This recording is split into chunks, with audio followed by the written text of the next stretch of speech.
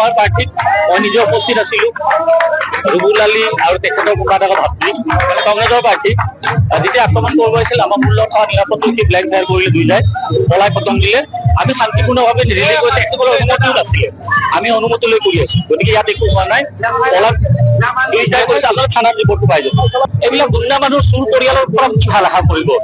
আমাৰ ৰেলী অনুমতি লৈ লৈছো। মই ইতিমধ্যে দেহৰক্ষীক কৈছো যে প্ৰথম ভদ্ৰভাৱে ব্লেক ড্ৰাইভ কৰিব, তাৰপিছত ভৰি গুলি মাৰি দিলে হ'ল, বাকী দেখা যাব।